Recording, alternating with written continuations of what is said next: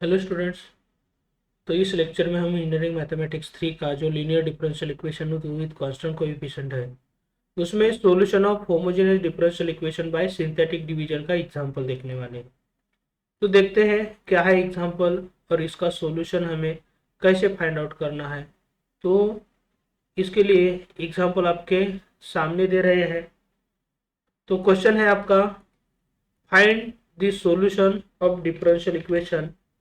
तो आपको ये जानना है, जब राइट हैंड साइड यहाँ जीरो है तो मैं थोड़ा सा ये जो क्वेश्चन है ऐसा लिखता हूँ।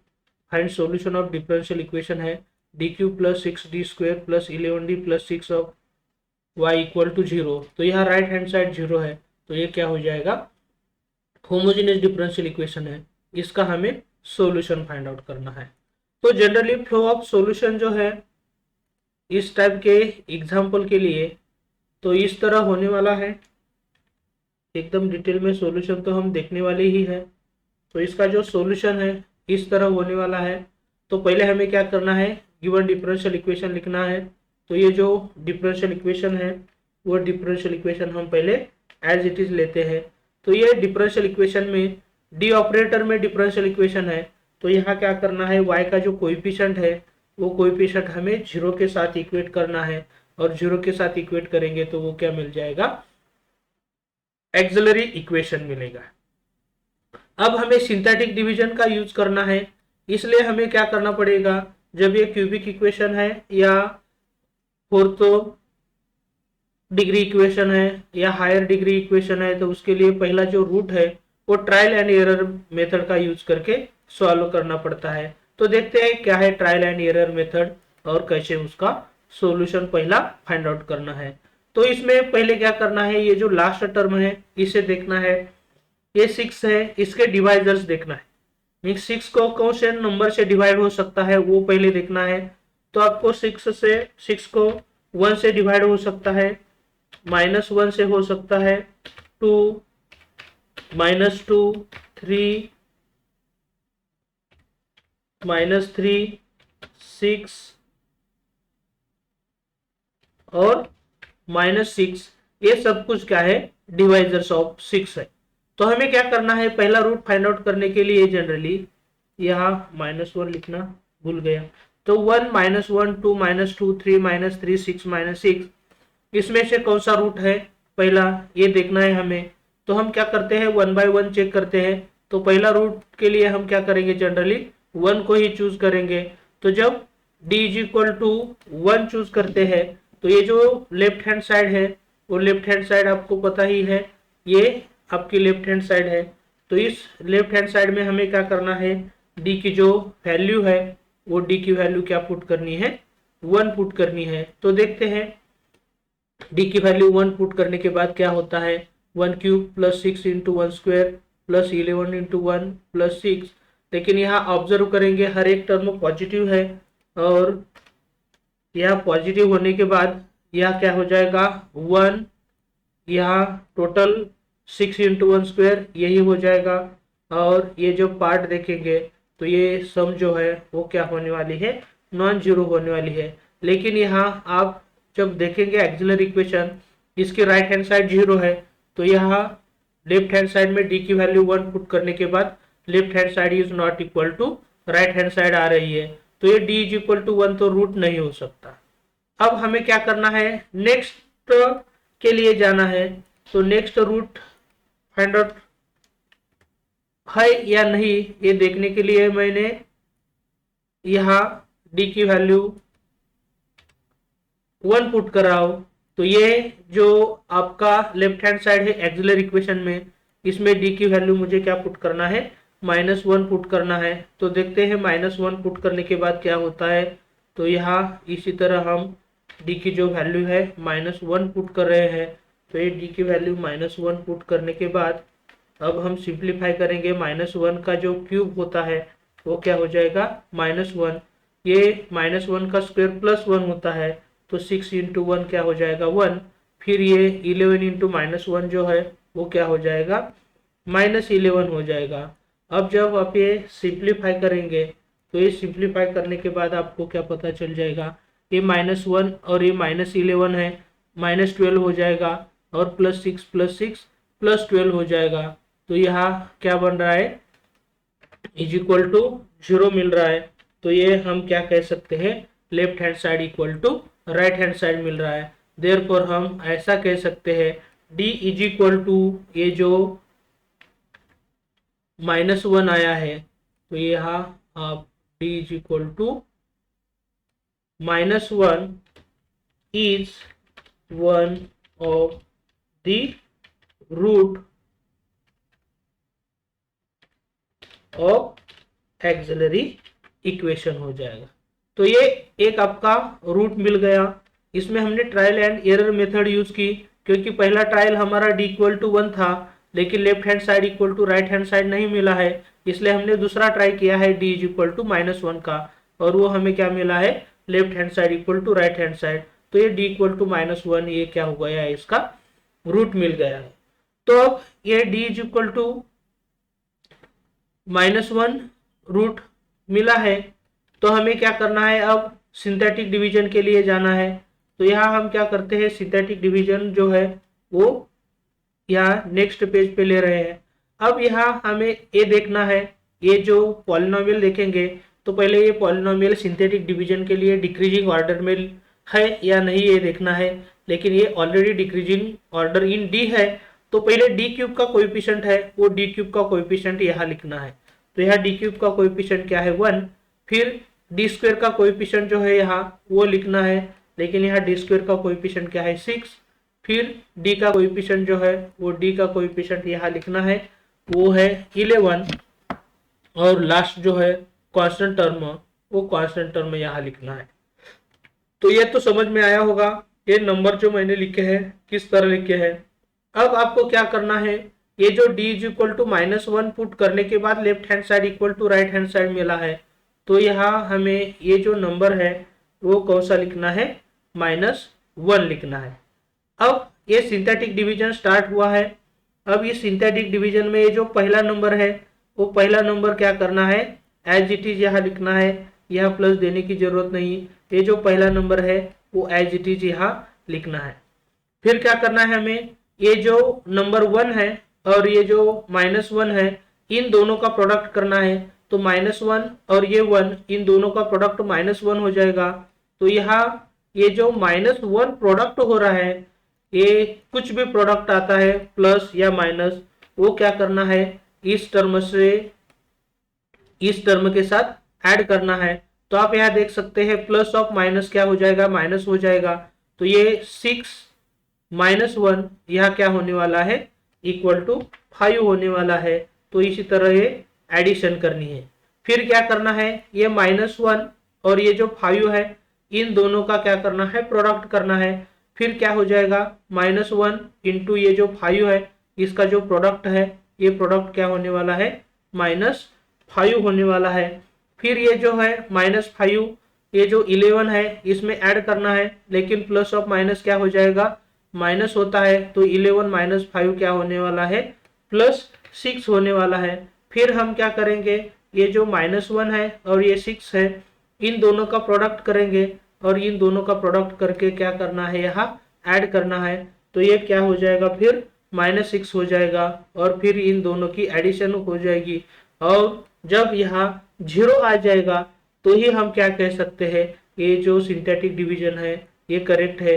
अदरवाइज क्या हो सकता है, this D = -1 is not the root. लेकिन हमने क्या किया था, पहले ट्रायल एंड एरर मेथड से रूट फाइंड आउट किया था, और वही एलिमेंट यहाँ पुट किया है।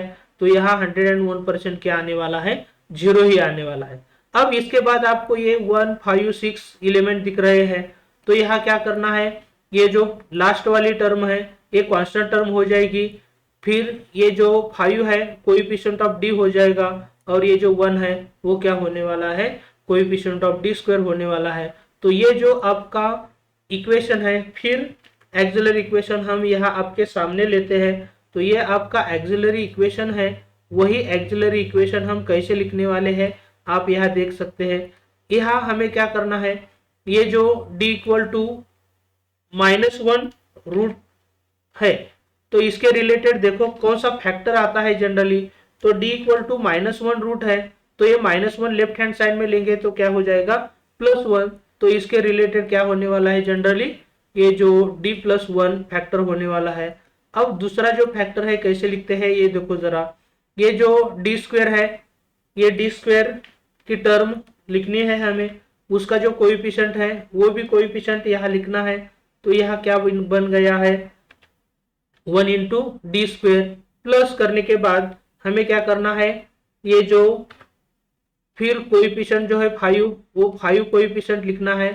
तो यहाँ कोएफिशिएंट 5 हम लिख रहे हैं, और ये जो कोएफिशिएंट ऑफ डी है तो यहाँ हमें क्या करना है 5 डी का कोएफिशिएंट है, तो यहाँ हमें ऐसे करना है, प्लस ये जो कांस्टेंट टर्म है 6 ये इसी तरह लिखना है, इज इक्वल टू 0 हो जाएगा।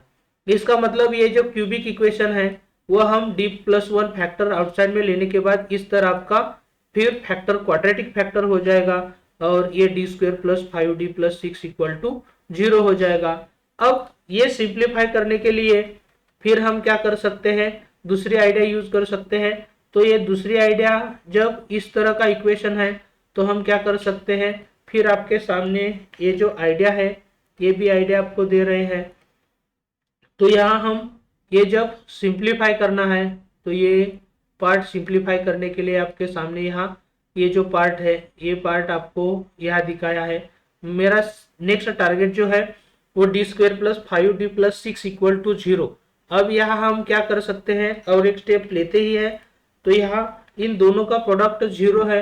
इसका मतलब क्या हो जाएगा d+1 इक्वल टू क्या होने वाला है, यहाँ d+1 इक्वल टू 0 हो जाएगा। अदरवाइज यहाँ क्या होने वाला है D square plus 5d plus 6 equal to क्या होने वाला है 0 होने वाला है। फिर ये जो है क्वाड्रेटिक इक्वेशन है, इसके सॉल्यूशन फाइंड आउट करने के बहुत सारे तरीके मैंने बताए हैं, लेकिन ये जो आपके सामने है वही आइडिया हम आपको देने वाले हैं। तो यहाँ कोएफिशिएंट ऑफ डी जो है वो क्या है 5 है, तो यहाँ हम 5 लिख रहे हैं, और यहाँ जो कांस्टेंट टर्म है यहाँ कांस्टेंट टर्म क्या है 6 है, तो वो यहाँ हम लिख रहे हैं। तो हमें यहाँ क्या करना है, इसका सिंप्लीफिकेशन करने के लिए, फैक्टर निकालने के लिए, ये जो a और b है उसके जगह ऐसे दो नंबर पुट करने हैं हमें कि दोनों नंबर की सम तो 5 होनी चाहिए और दोनों नंबर का प्रोडक्ट +6 होना चाहिए। तो यहाँ कौन से नंबर हो सकते हैं 2 और 3, ये दो नंबर ऐसे आपके सामने हैं, उस दोनों की सम +5 आती है और वही दोनों नंबर का प्रोडक्ट +6 आता है। तो ये जो सिंप्लीफिकेशन हम इसके फैक्टर निकालने वाले हैं, तो किस तरह हम निकाल रहे हैं देखो जरा आप। यहाँ ये जो 5d है 5d हम कैसे लिख सकते हैं, ये 5 जैसे कि 2 और 3 लिखा है उसी तरह 5d जो है वो हम कैसे लिख सकते हैं 2d प्लस 3d, ऐसा हम ये जो 5d है वो लिख सकते हैं। फिर आप यहाँ देख सकते हैं यहाँ से आगे जो सिंप्लीफिकेशन है इजीली कर सकते हैं आप। फिर यहाँ क्या कर सकते हैं dd कॉमन ले सकते हैं, यहाँ 3 कॉमन ले सकते हैं, और ये कॉमन लेने के बाद यहाँ कौन सी टर्म आने वाली है, जो दो फैक्टर्स आने वाले हैं, दो फैक्टर्स हम यहाँ डायरेक्टली लिख रहे हैं, क्योंकि ये जो पार्ट है ये पार्ट क्या है d+2 इंटू सेकंड जो फैक्टर है वो सेकंड फैक्टर क्या होने वाला है d+3 आने वाला है इक्वल टू 0 हो जाएगा। तो ये कैसे आए हैं, यहाँ से मैंने d कॉमन लिया, यहाँ से 3 लिया, फिर यहाँ भी d-2 फैक्टर रहता है, यहाँ भी d+2 यहाँ भी, और यहाँ भी d+2 रहता है, और फिर d+2 कॉमन लेने के बाद रिमेनिंग क्या हो जाएगा d+3 हो जाएगा।